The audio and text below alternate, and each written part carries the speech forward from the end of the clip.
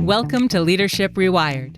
Our mission is to disrupt traditional leadership development by fostering a community of resilient, growth-minded individuals who drive their own destinies and lead effectively through change without sacrificing their well-being. Two former colleagues and current friends, Allison Allen and Dean Martin, invite you to join them for an honest conversation that brings a personal perspective to the issues of leadership. Hi, everyone. Welcome to Leadership Rewired, our podcast. And it's Allison and Dean here today. Hi, Allison. Hi. Today, we're going to do some good conversations around this question of what if we rewired leadership to include self-love? And so I want to make some new connections there with you, Allison. I'm looking forward to this. What I'm thinking about here is that self-love can perhaps be a powerful leadership tool, and that great leaders are not just purely relying on some excellent strategy or some skills, but actually how they're treating themselves can be a real differentiator. And if we think about it in a work environment, I would like us, as a result of this conversation, to be able to see the link between what is a leader doing that is a leader who's really good at developing their teams, where teams feel protected, where there's great team problem solving going on, where collaboration is flowing naturally, and it's making sense, where there are growth opportunities within the team, where progress is accelerated. And can we track back what's happening in those team environments? What is that leader doing? And what does self-love have to do with creating that? And similarly, on the flip side, how might a lack of self-love actually be manifesting in teams where they are disengaged, where they feel threatened by their leader, where they are very protective of their own territory, and there's the siloed working that we see. Where we see people, wanting to leave, or just not daring to suggest new ways of working or being proactive. How can we see some of those characteristics of teams and track it back and go, maybe a little bit of self-love there. So that's really what we're talking about, rather than just some delicious, touchy-feely things, talking about the word of, using the word love. But how does it show up in really good, effective teams? And because a leader is doing something that's actually revolutionary in that they are understanding and loving who they are. Well, I think you are going to have to we are going to have to really break down the definition. I think in this time, with so much change happening in organizations, so much going on politically, so much stuff going on in social context, I think a leader's ability to continue to be authentic and true to themselves, to know, their own confidence level in their work or in the activities of work, and leading people. I think their ability to understand their own well-being and what they can take on and not take on is super critical. But I do think this topic is one of those ones where people get a little bit, uncomfortable. Like I was thinking about the story, a couple of bosses ago. I remember we were at an offsite, and he opened up the offsite with how much he loved us. And there was about 14 of us sitting around a table. And me, I bleed empathy, at least I try to anyway. But there was about 14 of us who were sitting around the table, and we all started looking at each other like, where is this going? Is somebody going to pop out and start serenading us? We actually just didn't know. And it was kind of awkward. And it was really, he was basically expressing how much he loved us. And I don't think that's what we're talking about. I don't think that that's what we mean, but some people may read the title, some people may hear us discussing it, and that's the first place they go. So maybe that's what we do next. Over to you. Yeah, that does sound somewhat unnerving. And I think I would also add that what we're not talking about here is a is an arrogance of a look at me, I love myself, because we've all worked with people who are like, wow, get a load of that one. Boy, are they full of themselves. Yeah. Ironically, they're usually the people who I think suffer most with feelings of incompetence or lack of belonging, that they need to show up in such a big, look at me, I'm amazing, I closed this deal, or my team's the best, or I came up with this great idea. So it's not that shouty, showy offy, look at me, I love myself. There's something rather, I think something quite deep and profound about understanding that self-love is how I would like to understand it is an unwavering commitment to our own growth and flourishing and well-being. So it's the act of loving ourselves, the act of choosing to get to know ourselves, the act of choosing things that will help us be at our best and not to cause harm to others. And that shows up in lots of areas, your relationships or your parenting or your friendships or whatever. And this is us now talking about how does that show up in leadership? How does a leader who has a deep and unwavering commitment to their own flourishing and being able to appreciatively appraise how they move through the world, how does that result in teams that are really good problem solvers or where there's great innovation taking place? Like that's that connection there, rather than just that I want people to feel good and happy in themselves. Yes, I like that too. But we're here to talk about leadership, and let's rewire leadership to incorporate some other really profound ways of thinking that can be life-changing. Is there anything else of a definition around self-love here and leadership that you'd want to double check in on, Allison? Yeah, I think everything you just said, I would plus one to. I think for the folks who are really, and I know you're going to talk about this, but really want to crystallize, and I'll just share for me what comes to mind. It's really about, how can I create and be in spaces where I can be authentically myself, right? And everything that I bring, all the passion that I bring to work. It's about my own confidence level and recognizing when I'm overly confident, to your point, right on spot confident, and then something where I may be uncomfortable or unconfident in something, and then how do I navigate that? And I want to be clear, it's how do I navigate that, which is kind of in some respects looking out for myself, right? And that's what I think about when I think about self-love. It's like, how do I look out for myself when I'm interacting with my team, interacting at work, taking sort of a monitor of where I am on certain things and what to do about it. It's that proactiveness on things that I think is super important in terms of how I show up and what that means for my team. And then I think there's just also a little bit around tenacity and resilience. I think we are on overdrive in organizations these days.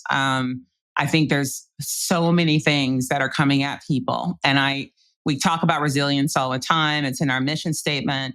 But it is this notion of like really realizing when I'm a little bit tapped or overtapped and what to do about it so that I can, again, continue to be myself. So that's kind of how I process a lot of what you've said and how I would sort of give people perhaps just another view of what it means. Does that work or does that resonate? Does it line up?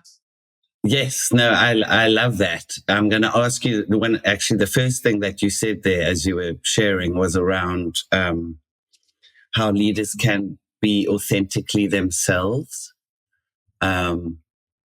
What do you think is important about that authenticity? Yeah. I think, I was on a call the other day and someone said, I just hate this word authentic. They keep throwing it around. I don't know what it means. I don't know how to live into it. Yeah. And the way that I was sort of explaining to the person, like throw away the word authentic. When you think about the things that, again, feed your soul, give you energy. And then when you think about the things that restrict you and box you in and prevent you from being the person that you are, and whatever that person is, and I stay away from names here. Being authentic is that feeling of knowing that something is, I'm being so good. I'm so happy in what I'm doing. I'm engaged in it. And I'm being 100% Allison, just to use me as the example. Yeah. Or when I'm having to pull back on those things that make me happy. Let's think about that. I love being part of teams. I love contributing. I love whiteboarding. I love doing a little bit of research, not a lot.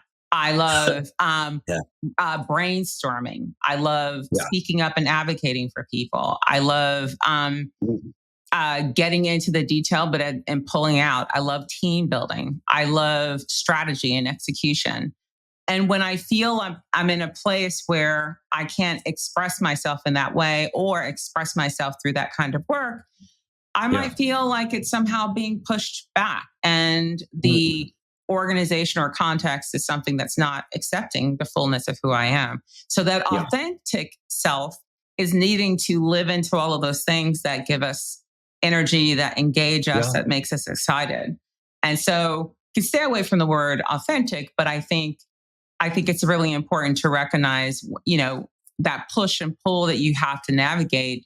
And if you're often pushing into something that's not receiving you, then that authentic self can feel like it's lost. I hope that makes sense, but at least it did in my head. Yes, no, it did make sense. And then when that authentic self is lost, then all of not all, but your skills, your magic, your knowledge, your energy, your drive, your enthusiasm is not coming to work. Yeah. That's, again, this is, we're talking about leadership here. So I care about authenticity wherever you are, whatever your environment is, but this is a Leadership Rewired podcast. Yeah. So the drawback of not being authentically who we are, or being able to bring that fullness, or having access to that fullness rather, or permission to displaying that fullness, is that the organization suffers. Your team suffers. They don't get the magic of you. They get a watered down version, or they get a version of you pretending to be your boss, and you'll never be as good or as bad as your boss. That will be the bad impersonation version. So I think that's also what I'm hearing you say, and I love to you talk about like being with teams and researching and whiteboarding and all the rest. That part of self-love is also self-knowledge. So being able to spend time and looking at the things that we've done as leaders. So I think that's like a practical first step for people to say, like, I don't know, how would I even do this self-love, or what's the big deal about it? Part of it is what we've just heard you do, Allison, which is I've got a good sense of when I get to be at my best. Yeah. What are the sorts of tasks and activities that I've succeeded in? Yeah. And what have I been able to bring to the table in order to do that? Right. And I want to double click on, I'm glad you brought it up. If I'm not in touch with the things that give me energy or the things that distract energy from me, one, I'm not resilient, or I'm overly resilient, I guess, if that's a way to put it. Yeah. But the other piece that you said is the team. Like, it's very hard to look out for your team if you're not quite sure where you are. And, no one's saying take 30 minutes every morning to figure out where you are. But there is some way in which you sit down and sort of, check in with yourself. And whatever that looks like, that at least gives you the context of some time and some reflection, and what you need to push into and pull back from, and how you show up with your team. So good call on the connection to team. So that's nice. So we've got a first step here for people to think about, like, how to build out and continue to build out our self-knowledge as it relates to being leaders. Yeah. It's not like, I did a strengths inventory in 2015, so I'm good. Like, that's going to continue to change. Yes. So that's why this, we know love is a verb. It's a choosing. So self-love as it relates to leadership is a constant just paying attention to how am I showing up well? Where am I being energized? What new skills have I developed? Where am I successful? Do I need to check in with my manager to find out more about that? Can I ask my team? Can I look at concrete evidence of what's been successful, how I've worked well, to start to get a stronger sense of this is what differentiates me as a leader. I'm not just doing this job as the whatever manager. I'm different because I think about it in this way, or I approach it in that way, or I use people in this way. So you're almost getting like what's your work personality? What's your unique connection there? So that's our first bit, is around developing our self-knowledge in order to develop self-love. Mm-hmm. Can you tell me a little bit more about, you said that our self-knowledge is important for us to be resilient, for leaders to be resilient. Where does your mind go there? Well, by resilience, I mean, again, coming back to the leader, and I have clients that are, middle managers, and that means they probably have, 2 or 3 leaders above them, and then a couple of leaders below them. And, I'm thinking of one leader in particular, the thing that we're focused on is how does he, manage the expectation of all of these competing priorities. He's got directs, he's got clients, he's got his leader who's a little bit of a dictator. He's got the expectations of peers. And he's just trying to figure out how to be all of those things. And at the same time, do a good job against all those things. He wants to be able to go home at night, and he doesn't feel like he's able to do that. And so a lot of what we've been talking about is, one, his self-awareness, and what he's capable of and what he's not capable of. What can he work on and not work on? What's intrinsic and what's not intrinsic, right? In terms of skills, knowledge, and capabilities. And it's been a good exercise, because I think there have been things that he was thinking he was really great at, and things that he's now recognizing either through Hogan or some other tools that, he could be better, right? That knowledge of where he has strong capability and not capability is actually helping him understand how to approach his directs, how to approach his peers, how to approach his leader. And in some respects, having that knowledge about oneself up front or readily available allows him the opportunity to pull certain levels or push certain levers. Sorry. And so I think that's what I mean when I think about the resilience piece, because if you are unaware how strong you are on something or how not strong you are on something, and you just think you're whatever you think you are. When you are activating something and you're met with some kind of resistance, you're kind of thrown off by it. You're like, wait, what does that mean? And all of a sudden it becomes this thing that you feel like you've got to deal with, whether it be feedback or somehow it's marked against you or whatever case may be. Having knowledge of oneself and knowledge of one's capabilities, or things that trigger you or not trigger you, or situations that cause you to feel uncomfortable, or situations that feed you, having that knowledge is a form of self-love, because it allows you, again, the moment, the space, the time, the fortitude to push through some of these situations. 3 months later, he has really great relationships with his peers. He's still working on how to motivate some of his team. And he's, quite frankly, having some challenges working with a boss that's a little bit of a micromanager. So I think there's work to do, but we're making progress. And to get to your point, resilience is half of that. Resilience is knowing what you're capable what you're capable of, and what to do about it. How to keep yourself not judging yourself. Because goodness, sometimes you can run into something and you thought you knew how to do it, and then you get knocked on your back, and you're all of a sudden judging yourself, when in fact there's just been something that's changed that you're not aware of. And all you got to do is like be aware that you don't know, manage that expectations, start to upskill yourself. Yes. Again, that feeds to the resilience. Yeah. Does that clarify a little bit? I really love that, and can see and remember experiencing being led by leaders who I know who have that resilience.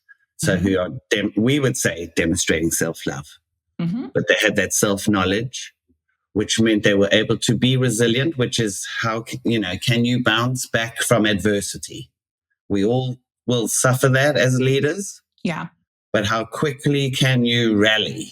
Yeah. How quickly can you come back to full strength again and say, oh, we lost that project, or we didn't get the budget for this, or 5 people's heads fell off. Okay, how do we push through this? Yes. So a keen sense of this is what I'm good at. This is what may slow me down as a leader. And then this is where I need to get my team with me. Right. So that's the positive impact on the team. If you've got self-love and self-knowledge, you're going to show up in a resilient way. You then are rallying your team saying, hey, these 3 people, I like the way you're thinking. We need you to get on board with this. And this one, your strength is this. Okay, come on, let's do it. So that's how it mobilizes. It's not just a big floppy, here I am, self-love, sort of, lounging in a lazy boy, eating a bag of chips. It's incredibly active as a leader. Right. I can now rally my team, and I now actually know how to get the best out of them. And I am not undone in the face of adversity, because that's the other thing. When we've had leaders before who suffer whatever their perception of a setback is that they then go missing. They're like, where the hell did my manager go? They're just having a bad time, and I've lost them. They're not talking to me. And now they're spiraling off somewhere else because they failed, or they didn't get the promotion, or they got a grilling when they went to the senior leadership team meeting or something, and we've lost them. And that impact on a team is also terribly devastating. So, what we're trying to do here is make this connection between some really good mindsets and habits that we would say are wrapped up in this idea of self-love, a commitment to our own flourishing, but how it shows up so beautifully and powerfully for people in terms of how you lead your team, and then what that team can do as a result of it. Not just that the teams... Yeah, go ahead. Go ahead. Sorry. No, I'm going to say it's not just that the team's having a good time. It's also so that then what? So then they can come forward with ideas or improvements or suggestions. Yeah, what were you going to say? No, I think I think it was, I don't remember. I think it was the micromanagement podcast, but maybe it wasn't. But we were talking about, like, when politics and new demands and new expectations are just flying at you,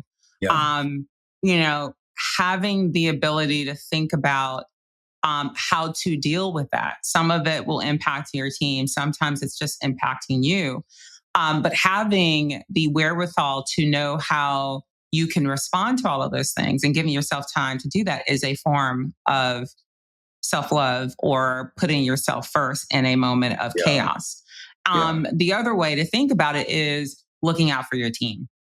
Nobody knows better than you what your team has on its plate, or what your department has on its plate. If you have a big function, nobody knows that better than you. And so if there are unrealistic expectations coming down, having the ability to look across the landscape of all of those expectations and figure out where you can ebb and flow, and what you will do and not do, or what you will stop doing for your team. That space is also a form of self-love, because you're looking out for yourself and you're looking out for your team, the well-being of your team.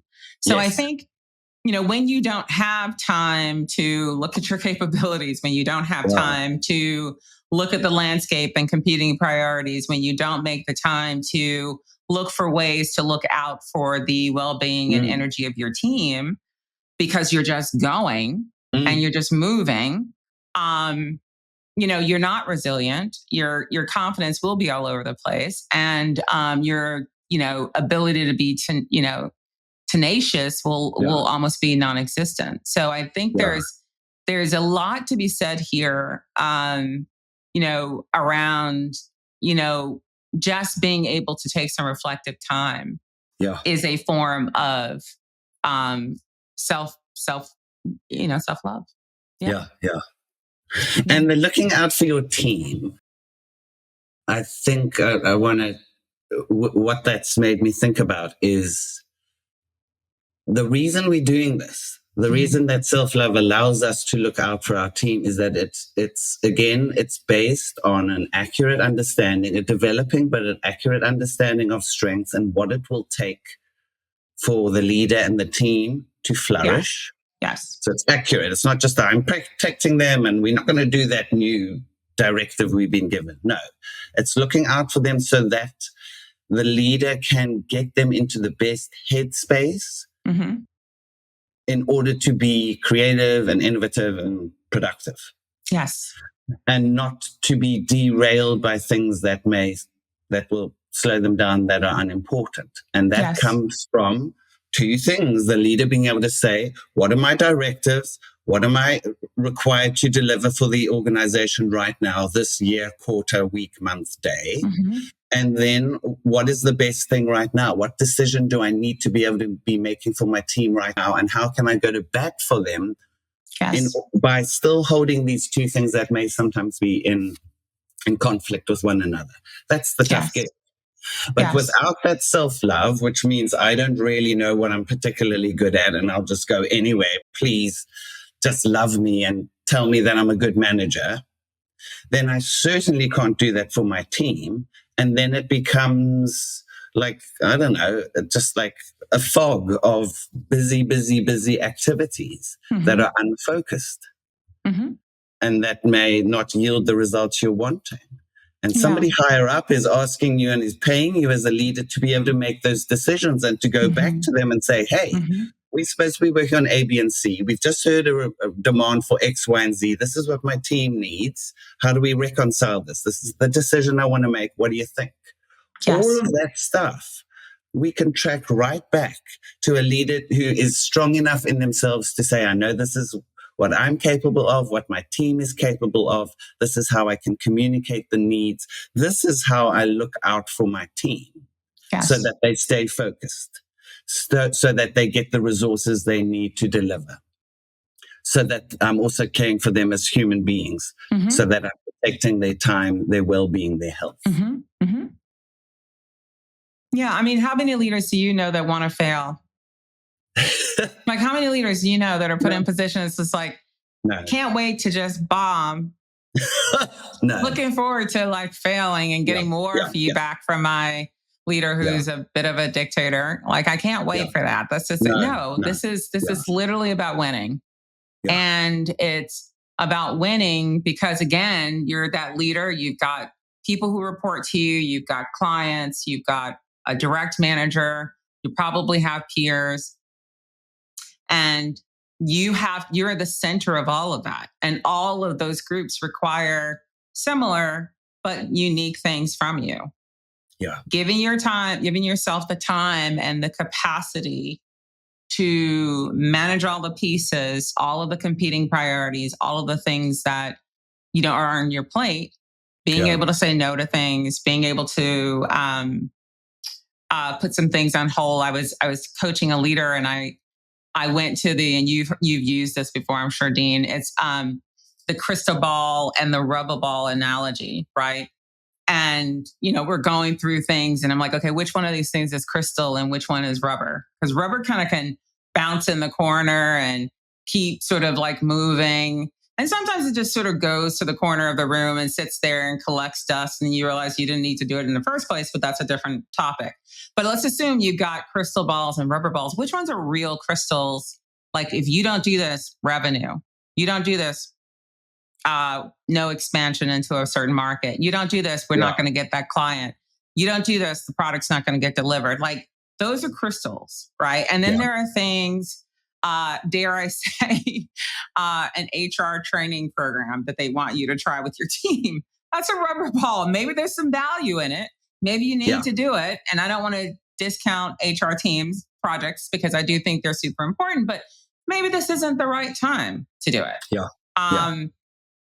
Quick story. I was doing a finance exercise, another riff, and in the middle of that, the talent management team was asking me to do succession planning, and I was just like,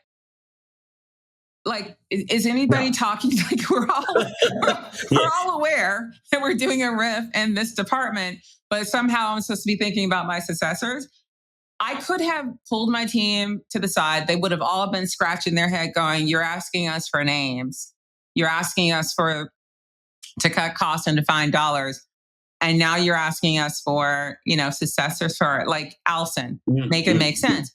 I could have done that. Or I could say, I'm scratching my head. How much energy do I really have for this? I went to the leader and I said, okay, and the business partner, like, is this a good use of time right now? Like, I don't want to do this to my team. It's very conflicting and it doesn't make sense. And it's energy they don't have.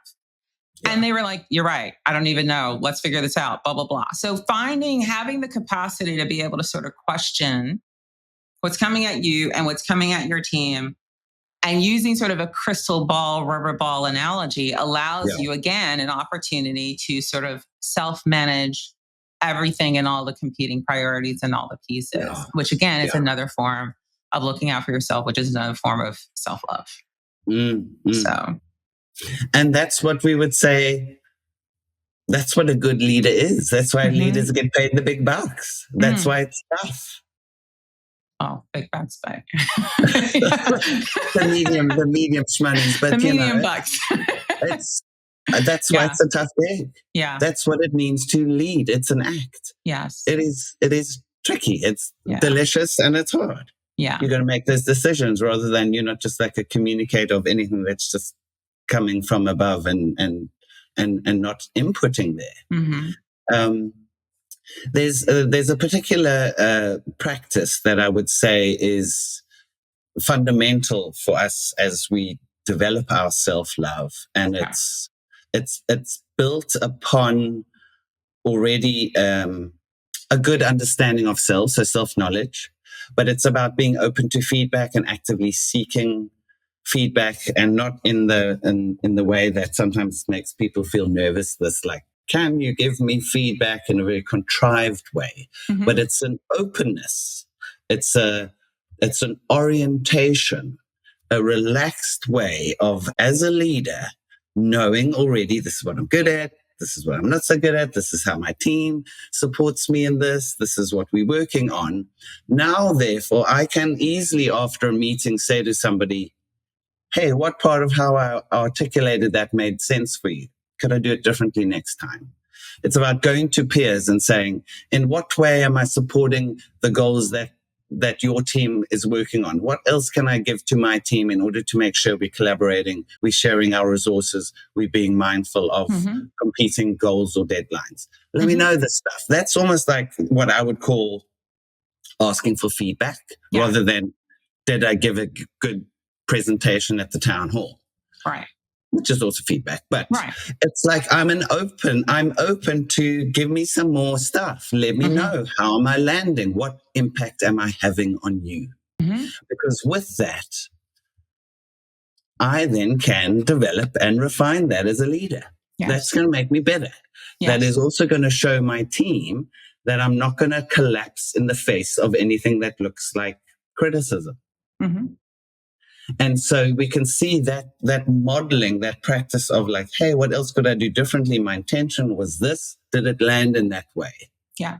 Allows then a leader to get even more and more robust in their self-knowledge and their self-confidence. They're like, oh, when I say these things, it doesn't really resonate with the sales function. Oh, when I talk about it in this way, HR, not a big fan. How do I change the way in which I articulate things? Yes. So then you get better. And then the team also gets to be relaxed and saying, oh, I've got a leader who I can go to and say, hey, this thing that you've set out for us is not really working. Rather than, I can never say that to my manager. because she would freak out and I would be the black sheep of the team and I'm never going to come up with a smarter suggestion ever again. Right. So the ease of, hey, tell me, translates to ease in a team where there's improvement, shows up in teams that can be innovative, that can move fast, because there's a quick, we're pivoting, we're changing, rather than it's a personal thing as a leader. I don't really like me. I don't know what I'm good at. I'm terrified somebody's going to find a perceived flaw. So I'm going to shut that down. Yeah. So any more on this particular topic? I don't. I want to know, like, are there other things that leaders could be doing to model self-love? Well, I think that just feeds right into the lead by example, right? I think if you are doing those things that we talked about for yourself, and then when you're coaching your directs, you're asking specific questions. How do you go about? And if they're struggling with prioritization or delegation, you can hear it in the conversation. And I think that's where your feedback point comes into play. So I can't think of anything about modeling other than doing exactly which we talk about all the time. And maybe we should unpack that at some point. You know, when you hear lead by example, it's really this notion of like, how do you demonstrate leadership and how do you help your directs do something similar? Yeah. You know, I'm a very big fan of this idea of what I'd call like self-advocacy. And by that, I specifically mean being able to make your thinking clear to others.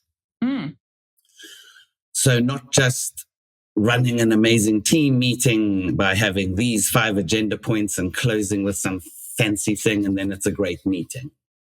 But to actually be explicit about it at some point, to say, hey, folks, the reason why I set it out in this order is my intention was to do this. Or the reason why we ended with that activity is because I want to make sure X. So you're actually showing people this is why I'm doing stuff. And what that allows you to do is is 2 things. To either like doubly reinforce the fact that you've been intentional. And that's wonderful for a team to go, oh my God, my manager put such thought into this. And it only has to be a sentence that you're explaining. That has a good impact. But then secondly, it also allows the leader to find out where their intention is not being realized. That somebody goes, yeah, that was a good meeting, but it wasn't because of what you had set out. It was for these reasons. So it's another way to get that kind of continuous improvement and feedback. But, you know, if we're doing, you don't have to say to people, I'm doing this because I'm modeling self-love, but you are actually double clicking into that and saying, hey, the reason why I'm asking you to do X is because I know you're good at that. And I want to make sure you have more opportunities to do so. And I want to protect, because I know you've got a partner in the business who's always asking you to do some other stuff. And that's not where you add the greatest value. This is why we're doing this. It's just and I think the frame that would make that resonate for folks like me is we often give directives with no context. Nice. And sometimes people need context, right? And so if you can take that moment to just double click on something, you'll get a better return or deliverable or even end product because you gave just that context. And sometimes I don't think we have the time to do it. And then we realize once we've gotten something back, we're just like, oh, this isn't what I wanted. And our brain goes, I need to give that person feedback. But what if our brain went, if I'd given them the context, maybe they would actually understand. Yes. So there's something about that context and color up front that I think will save you time at the end. Yeah. Nice. Yeah. Okay. Do you want to do a personal and honest truth? I see you nodding there. Okay. So a personal honest truth about self-love. Do you want me to go first? You have to say it like that. Self-love. A personal and honest truth about self-love. love. Hopefully that was good. Sorry, Allison. Look, I think whatever comes to mind when you hear the word love, make it make sense for you. But I think hopefully you're taking from this conversation with Dean and I, we want you to think about your confidence. And that's not just I'm confident, but confident in your task and your initiatives, the work that you do, how you show up with your people. Take some measure of that and figure out where you're strong and where you're not. Personal honest truth is that this is really about resilience. And today, more than ever, leaders have to be resilient. The world is literally changing for a lot of organizations and a lot of leaders on a daily, weekly, monthly basis. Used to be 3 years, change would happen. Now it's like constant. And I think there is just coming back to this notion of being authentically yourself and recognizing where your measures are of capabilities, knowledge, skills, and abilities, energy is, and how you show up with yourself, but also with other people. And so personal honest truth is that confidence is important, resilience is important, and being authentic is important. And all of those things feed in how you feel about yourself and how you show up with your other people. Yeah. Nice. Thank you. Yours, Dean? My personal and honest truth about self-love. I want to come back to that definition. If self-love is our unwavering commitment to our own flourishing, and I would add as a leader, makes me think of the saying that says we, as leaders, we can't take people further than we have traveled ourselves.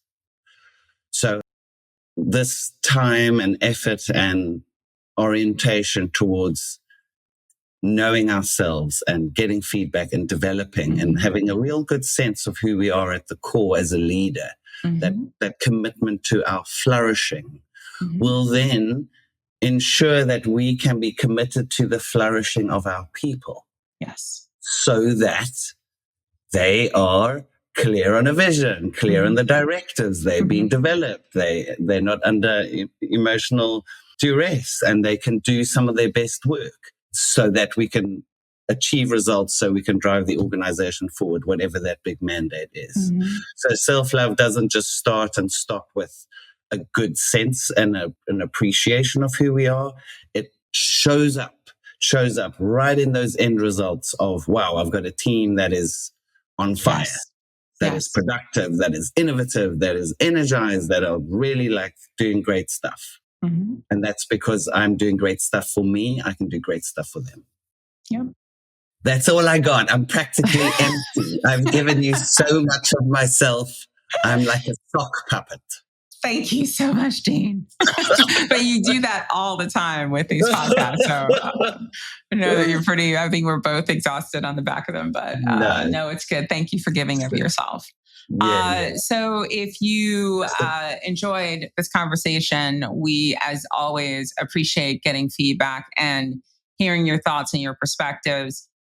We are looking to start having guests on the podcast. You'll hear more about that at the beginning of October, and we will start to weave in more and more guests. We have people who are very interested in this concept of rewiring how we approach leadership and what we do about it.